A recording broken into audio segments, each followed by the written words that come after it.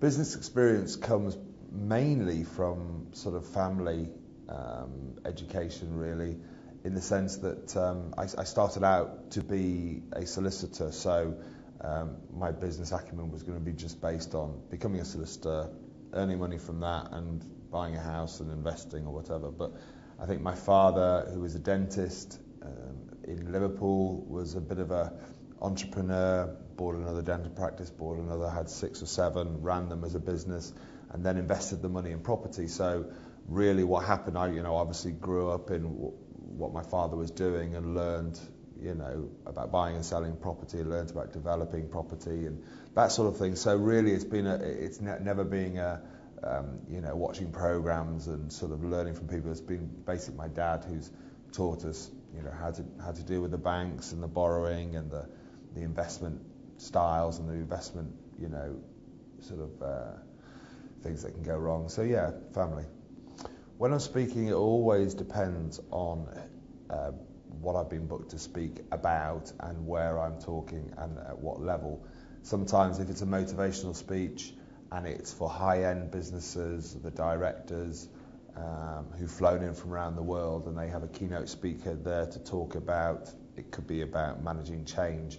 Mainly I would be talking about the sort of eliteness of winning, of being at the highest level and being the best, that sort of thing. But then I could be at a corporate event where they have end of year Christmas sort of dinner where they want to be entertained, and I will do half an hour, 40 minutes anecdotes about rugby, most of them untrue but sort of exaggerated a bit.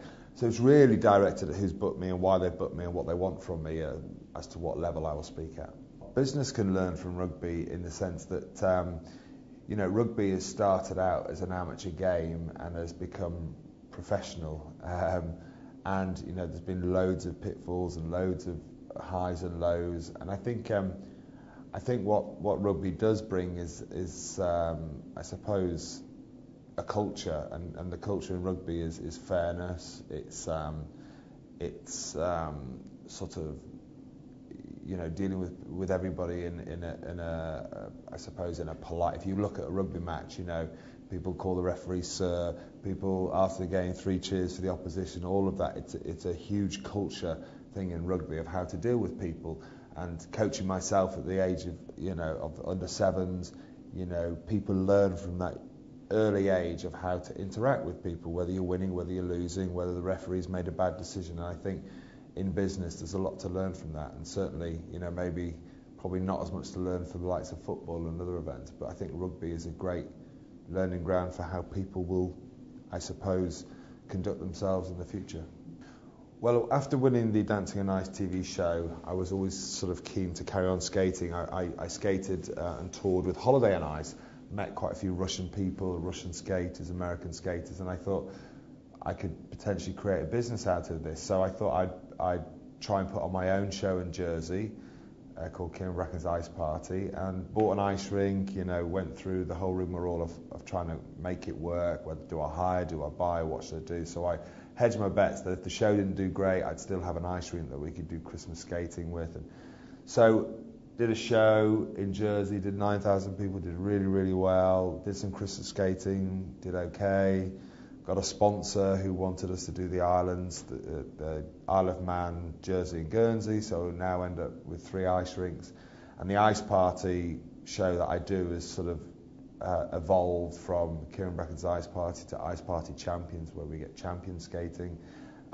Just come back from Blackpool, which was a real success, did about 8,500 people there. For me, it is a bit of a hobby. At the same time, it's a business, certainly with our ice rinks at Christmas time, because to actually make it financially work, to travel with an ice rink, the setup costs are very, very high. So we're sort of focusing our shows on established ice rinks like the Blackpool Pleasure Beach, where they have hot ice in the summer. So the ice party is sort of meandering its way around to see what where people might want us and where we want to go. But certainly it's been a great sort of journey.